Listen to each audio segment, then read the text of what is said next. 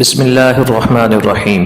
کیا آپ جانتے ہیں کہ بے پردہ خواتین کیا کیا گناہ کماتی ہیں؟ اس کے لیے ہم دو احادیث شریف پیش کرتے ہیں، ایک صحیح مسلم کی اور دوسری مسند احمد کی۔ نبی کریم صلی اللہ تعالی علیہ وسلم نے فرمایا، دوزخیوں کی دو جماعتیں میں نے نہیں دیکھیں، کیونکہ ابھی ان کا وجود نہیں، بعد میں ان کا وجود اور ظہور ہوگا۔ ایک جماعت ان لوگوں کی ہوگی جن کے پاس بیلوں کی دموں کی طرح کوڑے ہوں گے، ان سے لوگوں کو ظلمن ماریں گے۔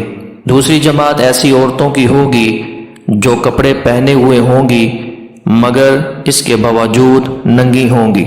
یہ ننگا ہونا مفلسی کی وجہ سے نہ ہوگا، بلکہ مردوں کو اپنا بدن دکھانا اور ان کا دل لبانا مقصود ہوگا۔ مردوں کو مائل کرنے والی اور خود ان کی طرف مائل ہونے والی ہوں گی۔ ان کے سر خوب بڑے بڑے اونٹوں کے کوہانوں کی طرح ہوں گے جو جھکے ہوئے ہوں گے۔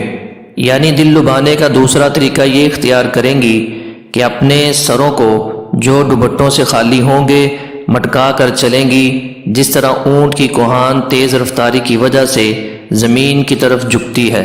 یہ عورتیں نہ جنت میں داخل ہوں گی اور نہ اس کی خوشبو سونگھ سکیں گی، اور اس میں شک نہیں کہ جنت کی خوشبو اتنی دور سے سونگھی جا سکتی ہے۔ صحیح مسلم۔ ترغیب میں ہے کہ جنت کی خوشبو 100 برس کی مسافت سے سونگھی جاتی ہے۔ ایک دوسری حدیث شریف میں نبی کریم صلی اللہ تعالی علیہ وسلم نے ارشاد فرمایا، بہت سی عورتیں جو کپڑے پہنے ہوئے ہوں گی اور سر مٹکاتی چلیں گی، وہ ملعونہ ہیں، یعنی لعنت کی گئی ہے ان پر۔